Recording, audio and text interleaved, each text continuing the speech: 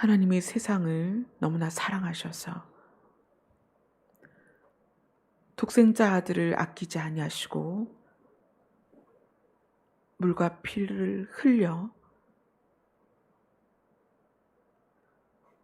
우리의 죄값과 바꾸도록 아들을 이 땅에 보내심에 대하여 오늘 깊이 묵상하기를 원합니다. 그 사랑이 무엇인지, 그 사랑이 우리에게 무엇을 요구하는지 깨닫는 시간이 되게 하여 주시옵소서. 예수님 이름으로 기도드리옵나이다. 아멘. 이번 명절은 저에게는 좀 힘든 명절이었어요. 남편이 세상을 떠난 그 길과 맞물려서 여러 날 이제 쉬면서 처음으로 남편이 세상을 떠나고 처음으로 그것에 대해서 좀 많이 마음이 좀 빠졌었던 그런 때인 것 같아요. 그동안은 해야 할 일들과 제가 책임져야 될 것들이 너무 많았기 때문에 돌아볼 여력이 없었어요. 근데 이번 명절은 음 남편이 세상을 떠난 것에 의하여 제가 책임져야 했었던 것들과 또 생각하지 않은 방향으로 흐른 저의 삶에 대해서 많이 돌아보는 시간이 되었습니다. 사별이라는 것과 이혼이라는 것은 겉모양은 한 사람에게 배우자가 없어졌다는 걸로 비슷해요. 그러니까 저에게는 남편이 이제 세상을 떠났으니까 저에게 남편이 사라진 거죠. 이혼으로도 남편은 사라질 수 있어요. 그런데 사별과 이혼이 뭐가 다르냐면 이혼은 쌍방 간의 타협을 통해서 결혼이라는 계약을 둘이 합의하에 파기하고 그래서 각자가 원하는 이익을 나눠 갖습니다. 물론 그것에 의해서 힘든 일들도 있겠지만 본인이 원했다는 거예요, 본인이. 근데 이제 사별이라는 것은 계획하지도 않았고 염두에 두지 않았던 일이 닥쳐서 그냥 순식간에 닥친 거잖아요. 닥쳐서 내가 어떤 것을 대비할 수 없는 상황에서 책임을 져야 되는 거예요. 그래서 그 책임에 의해서 시간이 지나왔고 또 그것에 의해서 생각하지도 상상하지도 않았던 방향으로 제 삶이 틀어졌어요. 물론 그 틀어진 방향이 지금 잘 가고 있기 때문에 여러분들과 이렇게 만날 수 있는 거겠죠. 어쨌거나 제가 상상하거나 계획했거나 의도하지 않았던 삶이라는 거예요. 그러면서 그 시간, 이 5년이라는 시간을 정말 하나님께서 나를 불쌍히 여기셨구나. 내가 져야 될 책임과 무게, 또 내가 감당해야 될 모든 일들을 하나님께서 은혜로 이제까지 오게 하셨고 불쌍히 여기셨구나. 그런 것을 이번에 참 많이 생각을 했어요. 근데 오늘 본문을 이제 함께 나눌 건데 신앙이라는 것은 여러분들이 지금 교회를 다니는 거는 신앙생활이다 이렇게 말을 하잖아요. 신앙이라는 것은 하나님을 신으로 인정하고 그러니까 신앙생활의 제일 먼저는 신이 있느냐라는 질문에 신이 있다라는 해답을 받은 사람이 하는 거예요. 교회를 다니면서 신이 있다라는 것에 대한 해답을 갖고 있지 않으면 그건 신앙생활이 아니에요. 그냥 교회만 다니는 거예요. 신앙생활은 신이 존재한다. 신이 있다. 그리고 그 신이 하나님이다라는 결론에 도달한 사람이 삶을 사는 게 신앙생활입니다. 그래서 신앙생활은 어떻게 이끌려가냐면 신에 의하여 이끌려가요. 근데 이게 겉모양이 아주 비슷한 게 있어요. 그게 뭐냐면 신념이에요. 신념은 신이 있다는 걸 믿어요. 신이 있다는 걸 인정해요. 그런데 신념은 어떻게 작용되냐면 자기에 의하여 작용이 돼요. 그래서 자기 성격도 그대로고 자기의 생활 방식도 그대로고 자기의 의지도 그대로인데 거기에 신이 있다는 게 추가가 되는 거예요. 그래서 신념이 강한 사람은 하나님을 어떻게 사용하냐면 내가 원하는 것을 이루어 가는데 도움을 주는 존재로 그렇게 하나님을 사용합니다. 그래서 신앙이 좋은 사람은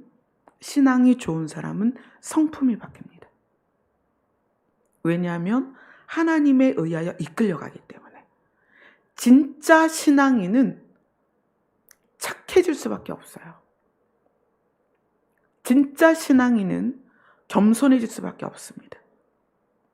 진짜 신앙인은 온유해질 수밖에 없어요. 왜요?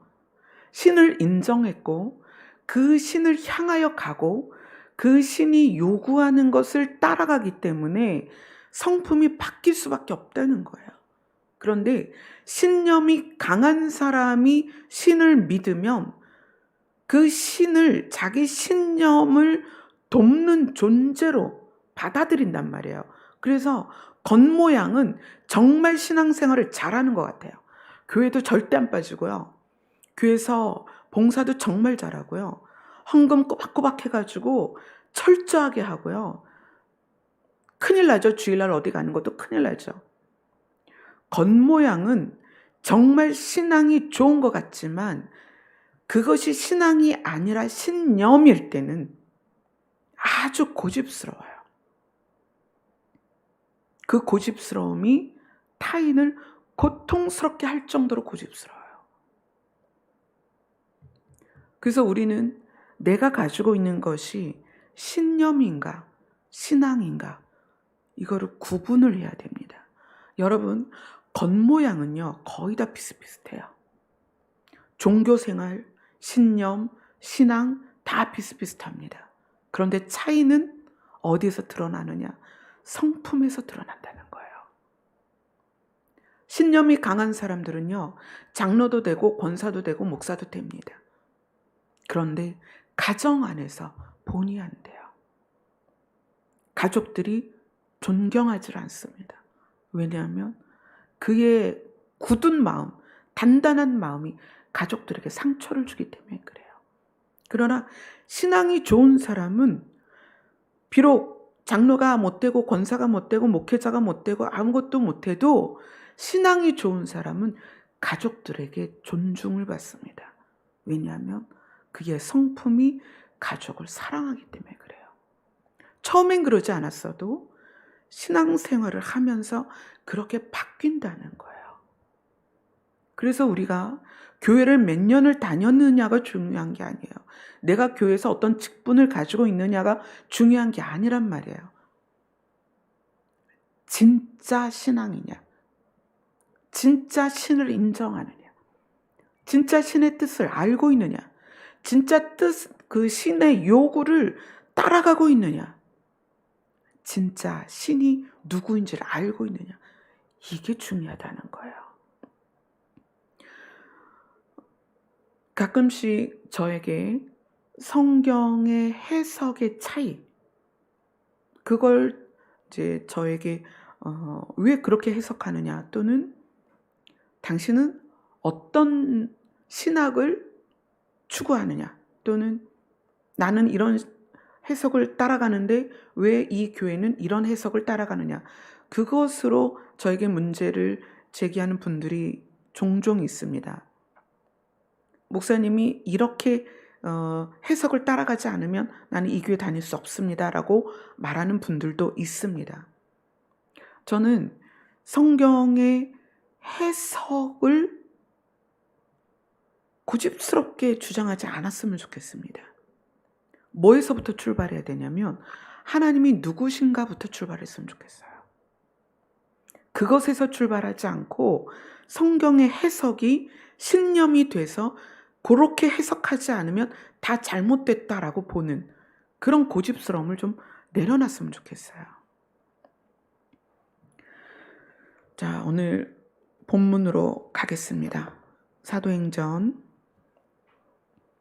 2장 36절부터 47절까지입니다.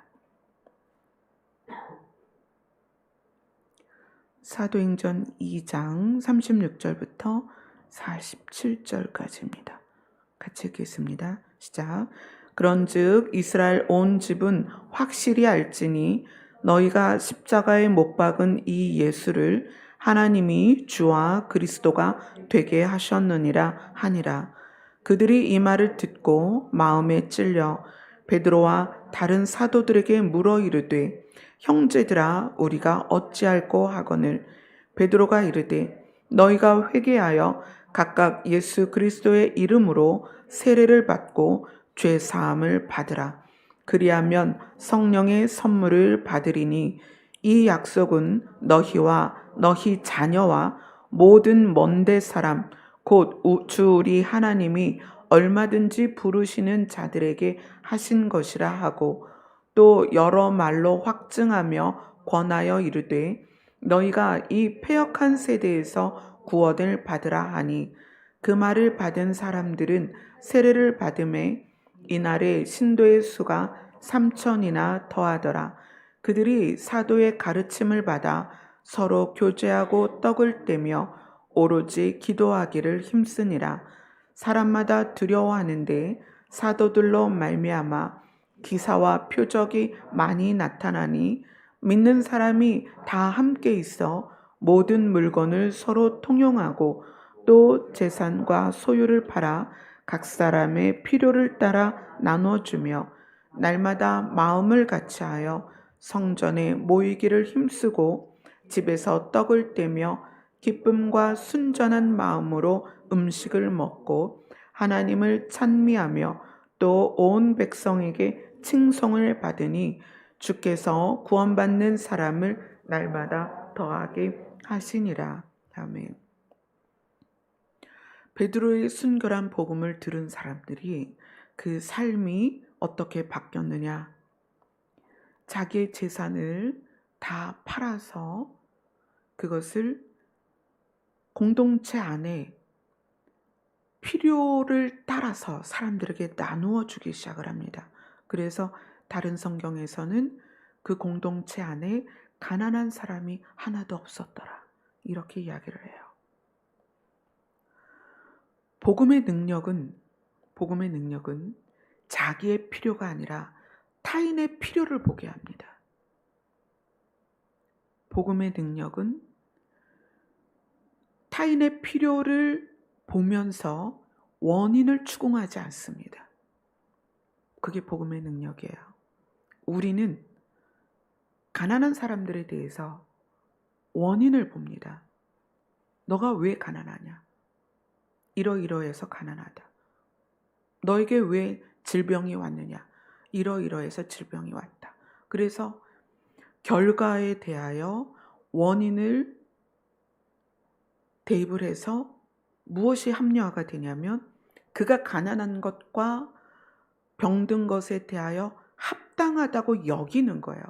그러면 어떻게 돼요? 내 행동이 그에게 선을 베풀 수가 없는 거예요.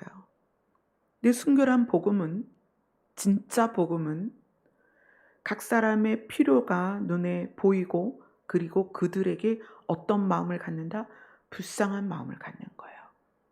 그리고 자기 것을 내어주게 되는 거죠. 그게 하나님의 모습이고 예수님의 삶이었습니다. 그래서 사도행전의 처음 우리가 이제 말하는 초대교회의 모습이 지금 우리가 읽은 성경 안에 나오는 거예요. 이 사도행전 오늘 본문을 지금 7월 달부터 나눴기 때문에 여러분들은 여러분의 마음과 생각 안에 교회 모형이 어떠해야 된다는 것이 확실하게 자리를 잡아야 됩니다. 내가 타인을 향하여, 그러니까 여러분이 타인을 향하여 어떤 시각을 가지고 어떤 마음을 갖고 있는가가 변화되지 않으면 여러분이 신앙생활을 좀 잘못하고 있는 거예요. 누구에 대하여 모르는 거다? 하나님에 대하여 모르는 거다. 사도행전 2장 21절을 보겠습니다.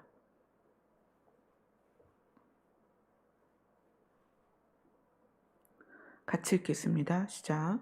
누구든지 주의 이름을 부르는 자는 구원을 받으리라. 네. 베드로가 설교를 하면서 이 구절을 인용을 해요. 누구든지 주의 이름을 부르는 자는 구원을 받으리라. 여기서 구원을 받는 사람의 조건이 있어요. 누구든지 주의 이름을 부르는 자는 구원을 받으리라. 조건이 뭐냐면 주의 이름을 부르는 자에 대한 구원을 여기선 약속을 하고 있습니다. 주의 이름을 부르는 자에 대한 구원을 어떻게 이룰 것이냐? 이제 방법이 필요하죠. 주의 이름을 부르는 자를 구원해 줄 건데 그 구원을 어떻게 이루고 그가 구원을 받도록 어떻게 할 것이냐의 그 방법, 그것이 어디에 나오냐면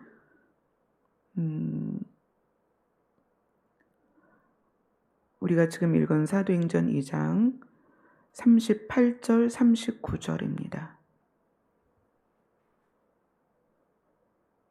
같이 읽겠습니다. 시작. 베드로가 이르되 너희가 회개하여 각각 예수 그리스도의 이름으로 세례를 받고 죄 사함을 받으라. 그리하면 성령의 선물을 받으리니 이 약속은 너희와 너희 자녀와 모든 먼데 사람 곧 주 우리 하나님이 얼마든지 부르시는 자들에게 하신 것이라 하고, 어떤 약속이냐면 성령을 주겠다는 약속이에요. 그러니까 이 어떻게는 우리가 할 수 없다는 거예요. 주의 이름을 부르는 자는 다 구원을 받을 것이다. 그런데 어떻게? 성령을 너희에게 주어서 구원을 받게 할 것이다. 그리고 구원을 이루어 가도록 성령이 너희를 도울 것이다. 그러니까 성령이 방법이에요. 어떻게의 방법은 성령입니다. 이 성령이 우리를 도우실 것에 대한 약속은 구약에 이미 나와 있죠. 자, 오늘 성경을 여기저기 많이 볼 거예요. 이사야로 가겠습니다. 이사야 57장입니다.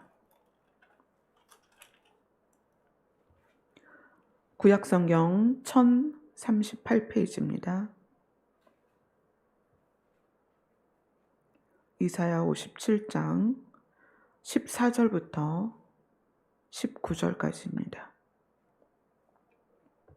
이사야 57장 14절로 19절입니다. 시작. 그가 말하기를 도두고 도두어 길을 수축하여 내 백성의 길에서 거치는 것을 제하여 버리리라 하리라. 지극히 존귀하며 영원히 거하시며 거룩하다 이름하는 이가 이와 같이 말씀하시되 내가 높고 거룩한 곳에 있으며 또한 통회하고 마음이 겸손한 자와 함께 있나니 이는 겸손한 자의 영을 소생시키며 통회하는 자의 마음을 소생시키려 함이라. 내가 영원히 다투지 아니하며 내가 끊임없이 노하지 아니할 것은 내가 지은 그의 영과 혼이 내 앞에서 피곤할까 함이라. 그의 탐심의 죄악으로 말미암아 내가 그를 쳤으며 또 내 얼굴을 가리고 노하였으나 그가 아직도 패역하여 자기 마음의 길로 걸어가도다. 내가 그의 길을 보았은즉 그를 고쳐줄 것이라. 그를 인도하며 그와 그를 슬퍼하는 자들에게 위로를 다시 얻게 하리라. 입술의 열매를 창조하는 자 여호와가 말하노라. 먼데 있는 자에게든지 가까운 데 있는 자에게든지 평강이 있을지어다. 평강이 있을지어다 내가 그를 고치리라 하셨느니라. 이 본문에서는 마음이 겸손한 자와 그리고 통회하는 자, 이거는 이제 우리가 사도행전에서 본 누구든지 주의 이름을 부르면 구원을 얻을 것이다, 그것이 적용되는 거예요.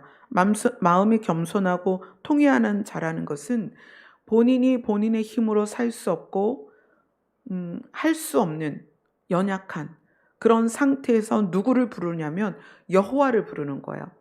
신이 아니면 내가 살 수 없습니다, 이렇게 마음이 겸손해지고 낮아진 자들이 주의 이름을 부를 때 하나님께서는 어떻게 하시겠다? 소생시키시겠다. 그걸 2번이나 말씀하세요. 소생이라는 것은 거의 죽은 거예요.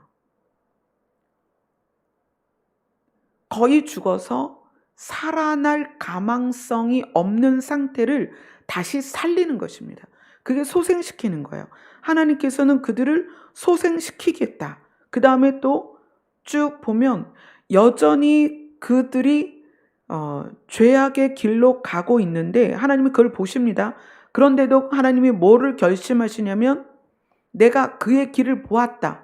그가 여전히 패역하여 자기의 마음의 길로 걸어가고 있는데 하나님이 뭐를 약속하냐면 내가 그를 고쳐줄 것이다. 내가 그를 고치리라. 2번이나 약속합니다. 이사야 57장에서는 하나님의 그 성품이 드러나는 거예요. 어떤 성품? 살리고 고치고자 하는 하나님의 성품이 그대로 드러납니다. 그런데 여기에서 어떤 말이 나오냐면 먼 데 있는 자에게든지 가까운 데 있는 자에게든지 평강이 있을지어다 내가 고칠 것이다, 이렇게 얘기해요. 자, 이것을 오늘 본문으로 가져갈게요. 오늘 본문 사도행전 2장 39절에 보면 이 약속은 어떤 약속이냐면 성령을 주겠다는 약속이에요. 이 약속은 주의 이름을 부르는 자에게 주시는 약속이기도 하고 또 너희와 너희 자녀와 모든 먼데 사람 곧 주 우리 하나님이 얼마든지 부르시는 자들에게 하신 것이라. 자, 이게 무슨 의미냐면 21절에 구원을 받는 대상이 누구였어요? 주의 이름을 부르는 자들이었어요. 그런데 지금 39절에 성령을 받고 구원을 받을 수 있는 자의 범위가 어디까지 늘어났냐면 먼데 사람, 즉 하나님과 상관이 없는 사람이에요. 하나님과 떨어져 있는 사람, 하나님이 요구하는 삶을 살지 못하는 사람, 여전히 죄악 가운데 있는 사람들에 대하여 하나님이 주 우리 하나님이 얼마든지 부르신다는 거예요. 자, 오늘 이 사도행전 2장은 굉장히 놀라운 것을 우리에게 말씀하십니다. 이제까지 우리는 어디에 제한적이었냐면 내가 열심히 교회 다니고 내가 열심히 기도하고 내가 열심히 봉사하고 내가 열심히 주의 일이라고 불리는 일들을 감당하면 하나님이 나를 복을 주시고 은혜를 주시고 구원해 주실 거다라고 생각을 하면서 달려왔습니다. 그러나 사도행전 2장은 구원의 범위를 얼마나 크게 늘려놨냐면 누구든지 주의 이름을 부르는 자는 구원을 얻을 것이다. 구원받는 사람의 대상을 주의 이름을 부르는 자부터 시작을 했어요. 주의 이름을 부르는 자부터 어디까지냐면 주 우리 하나님이 부르는 자, 이렇게까지 확장이 됐다는 거예요. 우리가 성경을 통해서 많은 교훈들을 받지만 때로는 이 사람은 왜 하나님께서 이렇게 부르셨을까? 예를 들어서 믿음의 조상 아브라함을 생각해 보세요. 아버지 데라는 우상을 만드는 것이 직업이었습니다. 근데 하나님은 어느 날 아브라함을 찾아가서 부르셨어요. 얘야, 내가 명령하는 곳으로 가라. 어느 날 하나님은 천사들을 심판을 받을 소돔과 고모라로 보내십니다. 그래서 누구를 찾아가게 하냐면 롯을 찾아가게 하세요. 롯이 소돔과 고모라가 멸망할 것을 계시를 받고 막 40일 새벽 기도를 하고 금식을 해서 하나님의 천사를 보낸 게 아니라 소돔과 고모라에서 그냥 살고 있는 롯을 하나님이 구원하셨다는 거예요. 누구를 보냈어요? 천사를 보내서. 여러 가지 계기들이 있지만 오늘 사도행전 2장은 구원의 주체를 명확하게 보여주는 거예요. 구원의 주체가 누구다? 하나님이다. 누구든지 주의 이름을 부르는 자는 당연히 구원을 받습니다. 우리는 그렇게 배워왔어요. 누구든지 주의 이름을 부르는 자는 구원을 받습니다. 그런데 하나님은 그 구원을 어디까지 확장했느냐? 우리 하나님이 얼마든지 부르시는 자들에게까지 성령을 주시겠다는 거예요. 그리고 그 성령께서 그들 안에서 역사해서 그들을 구원을 하시겠다는 거예요. 이것을 성경은 큰 구원이다, 이렇게 이야기를 합니다. 마태복음 19장으로 갈게요.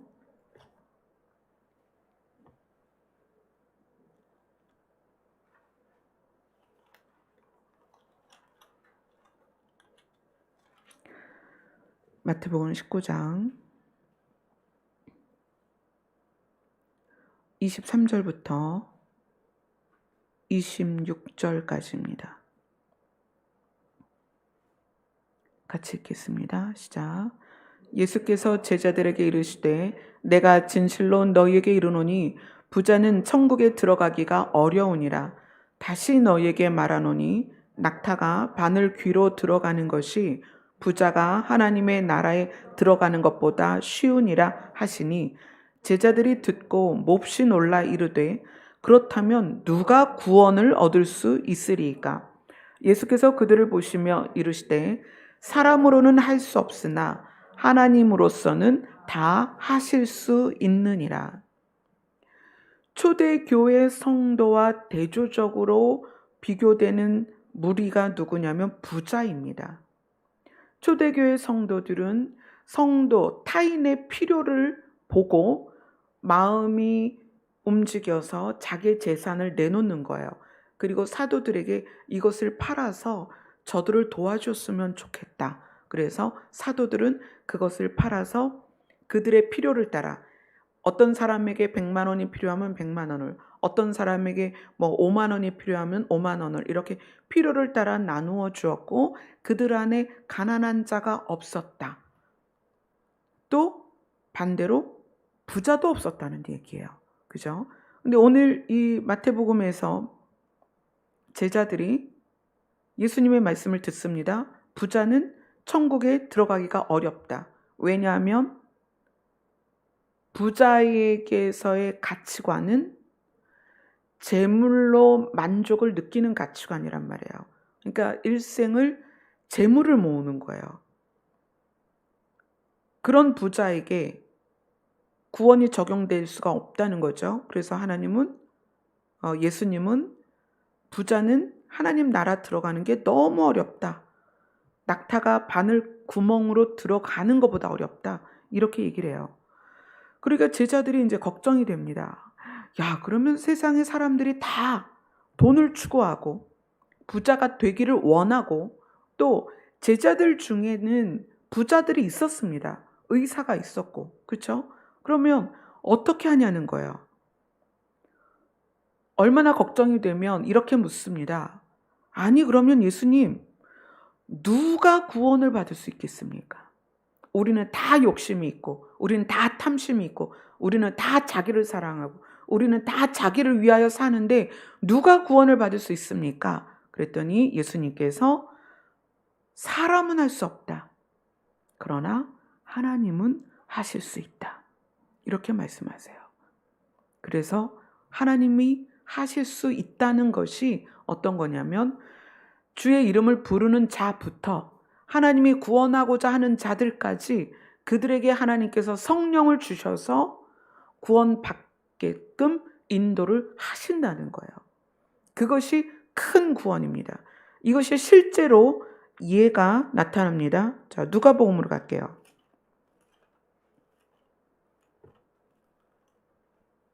누가복음 23장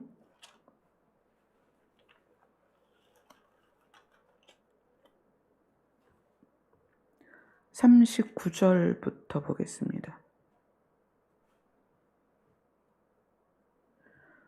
누가복음 23장 39절로 43절 같이 읽겠습니다. 시작. 달린 행악자 중 하나는 비방하여 이르되 내가 그리스도가 아니냐 너와 우리를 구원하라 하되 하나는 그 사람을 꾸짖어 이르되 내가 동일한 정죄를 받고서도 하나님을 두려워하지 아니하느냐 우리는 우리가 행한 일에 상당한 보응을 받는 것이니 이에 당연하거니와 이 사람이 행한 것은 옳지 않은 것이 없느니라 하고 이르되 예수여 당신의 나라에 임하실 때에 나를 기억하소서 하니 예수께서 이르시되 내가 진실로 내게 이르노니 오늘 내가 나와 함께 낙원에 있으리라 하시니라. 자, 이거는 예수님이 십자가에 못 박히는 장면이고요. 모습이고 그 과정을 설명하는 중에 한 장면입니다. 이 장면이 무엇을 말씀하고 있는 거냐면 오늘 읽은 사도행전처럼 누구든지 주의 이름을 부르는 자는 구원을 얻을 것이다라는 것에서부터 하나님이 구원하고자 하는 자를 구원하는 큰 구원의 범위를 예수님이 십자가에서 죽으시는 골고다에서 보여주신 거예요. 예수님이 십자가에 매달리셔서 물과 피를 흘리시고 죽으셨습니다. 그 예수님은 어디로 가셨냐면 오늘 누가복음 23장 43절에 낙원에 가신다는 그 말씀을 하세요. 그런데 예수님 말고도 두 사람이 더 십자가에 못 박혔습니다. 이들은 강도였어요. 그때 당시에 사형 제도 중에 가장 극악한 강도들을 사형하는 방법이 십자가형이었습니다. 그러면 예수님도 십자가형을 받고 두 강도도 십자가형을 받는데 십자가형을 받는 이 강도 중에 하나가 이렇게 이야기를 해요. 우리는 우리가 행한 일에 대한 상당한 보응, 우리가 행한 것이 죽을 만한 보응이 사형을 당할 만한 일이었기 때문에 당연히 사형을 당하는 거지만 이 사람은 예수님을 향하여 이 사람은 행한 게 옳지 않은 게 하나도 없다. 이 사람은 죄가 없이 십자가형을 당하는 거다. 이렇게 얘기를 해요. 그래서 이 십자가 위에서 전혀 죄가 없는 한 사람과 십자가형을 받을 만한 죄인이 동시에 달렸다는 거예요. 우리가 볼 때에도 예수님은 억울하게 달린 거지만 강도는 당연하게 십자가에 달린 거예요. 그런데 이 두 사람이 동시에 천국에 갔다는 거예요.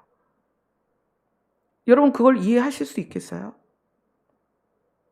아, 잘했다. 납득하실 수 있겠어요? 천국문이 열렸는데 오늘 예수님이 그러시죠. 내가 진실로 내게 이르노니 오늘 내가 나와 함께 낙원에 있을 것이다. 낙원문이 열렸는데 예수님이 들어오시는 건 당연하잖아요. 예수님이 들어오시는 건 당연한데 예수님이 누구와 그 낙원에 들어왔냐면 십자가에서 사형을 받아 마땅한 강도가 그 낙원문에 같이 들어왔다는 거예요. 이게 성경에 있으니까 여러분이 아 그렇구나 그러지, 여러분이 낙원문을 여는 문지기였다면 이게 가능하겠냐고요. 아니 예수님이 이 낙원에 들어오는 건 당연합니다. 그러나 아니 저 강도가 어떻게 예수님이랑 같이 여기를 들어오냐고요. 우리가 천국문의 문지기였다면, 그 문을 여는 자였다면 그 자리에서 항의를 했을 거예요. 그런데 예수님은 십자가에서 말씀하세요. 네가 오늘 나와 함께 낙원에 있을 것이다. 이것이 뭐예요? 오늘 사도행전에서 본 것처럼 하나님의 구원은 큰 구원입니다. 주의 이름을 부르는 자들을 향한 구원과 하나님이 능히 구원해 내실 수 있는 주권을, 하나님의 주권을 가지고 능히 구원을 해내실 수 있다는 거예요. 그래서 하나님의 구원의 범위는 우리가 생각하는 것처럼 좁지 않다는 거예요. 무엇 때문에? 하나님의 성품 때문에. 하나님의 성품이 뭐예요? 긍휼입니다. 불쌍히 여기는 거예요. 요한계시록에는 긍휼이라는 단어가 한 번도 나오지 않습니다. 계시록엔 나오지 않아요. 왜 안 나올까요? 계시록은 하나님께서 우리에게 이거는 이렇게 할 것이고 이건 이렇게 할 것이다 라는 것을 하나님이 행하실 것을 보여주신 것이고, 그 계시록 앞에 유다서는 긍휼이라는 단어가 4번이나 나와요. 딱 한 장밖에 없는 유다서에 긍휼이라는 단어가 4번이나 나와요. 계시록을 시행하는 하나님의 마음은 긍휼이라는 거예요. 제가 초반에 말씀을 드렸습니다. 신앙생활이 무엇이냐? 신앙생활은 하나님이 신이시라는 것이 인정된 사람이 하나님을 받아들여서 하나님을 닮아가고 하나님의 뜻을 따라가는 게 신앙생활이다. 그래서 신앙생활을 제대로 하면 반드시 성품이 바뀐다. 누구를 닮아가요? 신을 닮아가는 거예요. 근데 그 신이 어떤 분이다?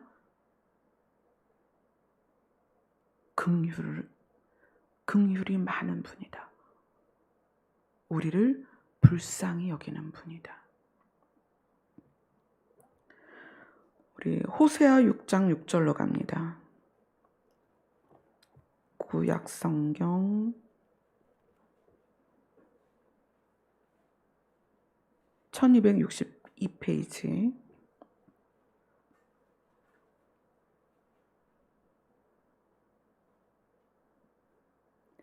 호세아 6장 6절 같이 읽겠습니다. 시작. 나는 인애를 원하고 제사를 원하지 아니하며 번제보다 하나님을 아는 것을 원하노라. 이때 당시에는 그들이 살 수 있는 방법이 번제였습니다. 제사였어요. 번제를 제대로 드리지 않으면 자기들이 죽는다고 생각했어요. 그런데 호세아는 무엇을 말하냐면 번제보다 중요한 게 하나님을 아는 것이다. 하나님이 누구인지 아는 것이 가장 중요하다. 이사야서로 갑니다. 이사야서 호세아 앞으로 쭉 가시면 이사야서가 있죠. 이사야서가 66장으로 끝나는데 이사야서 66장을 보겠습니다.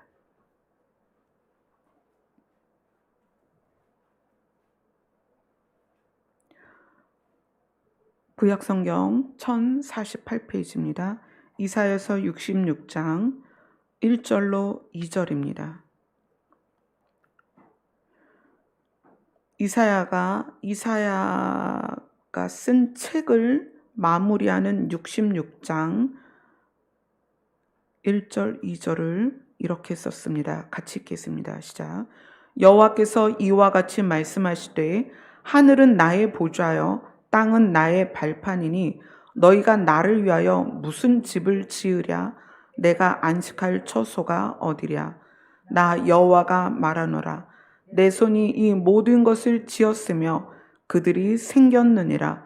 무릇 마음이 가난하고 심령에 통회하며 내 말을 듣고 떠는 자, 그 사람은 내가 돌보려니와. 하나님은 우리를 향하여 늘 사랑하는 마음인데 그 사랑이 여러분, 우리는 사랑한다는 개념을 좋아한다는 개념하고 많이 헷갈려요. 좋아하는 거는 감정적으로 좋아하는 거예요. 사랑한다는 것은 그를 살리고 싶은 거예요. 이거 굉장히 달라요. 내가 누구를 좋아하다가도 그 사람에게서 내 마음에 안 맞는 부분이 생기면 싫어지죠. 그러면 멀리하게 되고 그를 이제 미워하게 또 되고 또 떠나게도 되고 관계 안에서 불편하게도 됩니다. 그러나 사랑은 그가 어떤 모양을 가지고 있든지 내가 원하든 원치 않든 어떤 모양을 갖고 있든지 그를 살리고 싶은 마음이에요. 그래서 사랑의 속성이 그를 위해서 참기도 하고 내 유익을 구하지 않고 그를 위하여 믿어주고 돌봐주고 그런 게 사랑이란 말이에요. 하나님의 성품은 사랑인데 그 사랑이 우리에게 적용되는 어떤 모양새가 긍휼이라는 거예요. 불쌍히 여겨서 돌봐주고 고쳐주고 인도하고 그게 하나님의 모습이에요. 우리를 향한 모습. 이것이 우리가 신앙 안에서 신을 대하는 우리 입장에서 신을 계속 대하면 어떤 부분이 닮아져야 되냐면 하나님의 그런 성품이 닮아져야 된다는 거예요. 그게 제대로 신앙생활을 하는 것이다. 만약에 우리가 신앙생활 하면서 사람에 대하여 강팍하고 마음이 굳어지고 때로는 상대를 미워하고 비판과 비난을 하되 그 사람이 좌절할 정도로 그렇게 비난하고 비판하고 어떤 사람에 대하여 업신여기고 깔보고 무시하고 이렇게 하면서 내가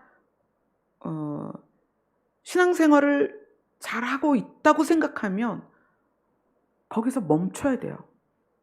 걸음을 멈춰야 돼요. 멈추고 어디로 가야 돼요? 하나님 앞에 앉아야 되는 거예요.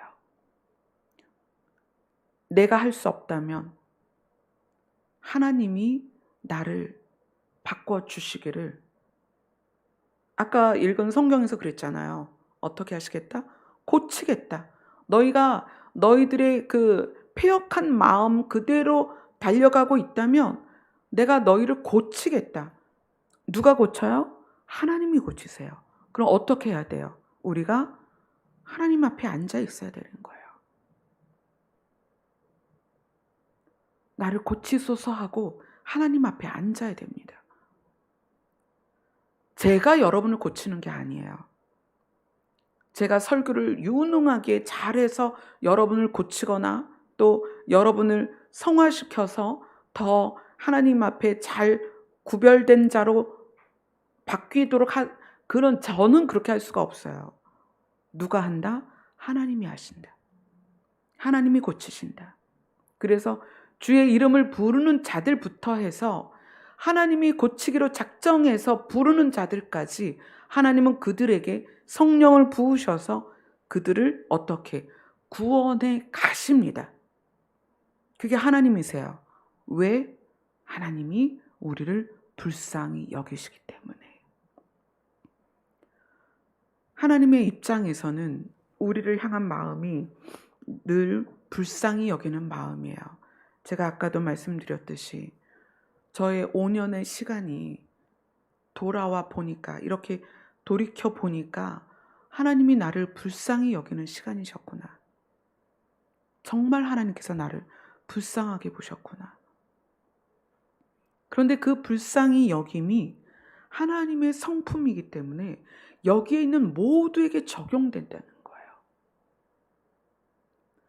그래서 우리가 사람을 대할 때 하나님처럼 그 마음을 가지고 대할 수 있어야 된다.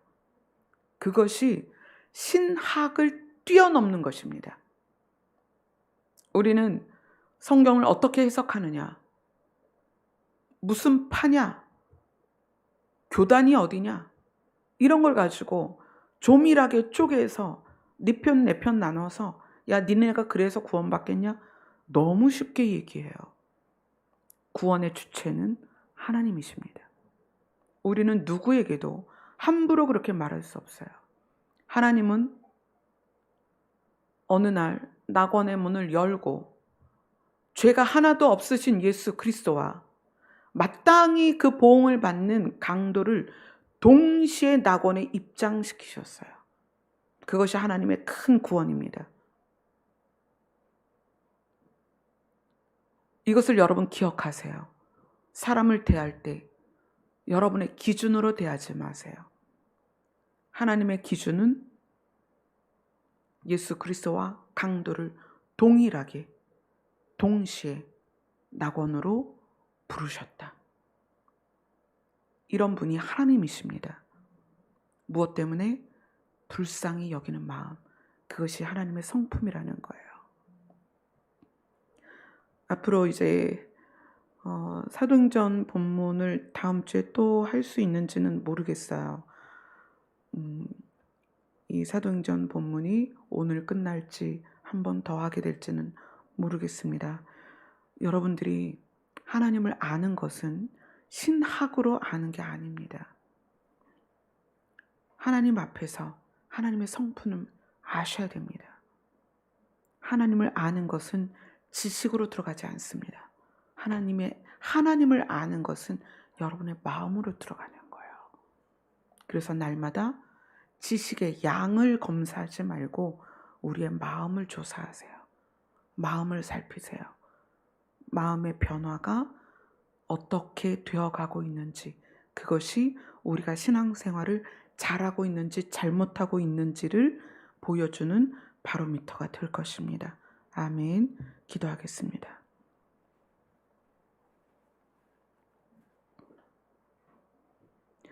가난한 자를 돌보는 자를 재앙의 날에 여호와께서 건지시겠다고 약속하셨습니다. 가난한 자를 돌본다는 것은 하나님의 성품을 담고 있다는 것입니다. 긍휼히 여기는 자는 긍휼히 여김을 받을 것이라고 약속하셨습니다. 긍휼히 여긴다는 것은 하나님의 성품을 닮아가고 있다는 것입니다.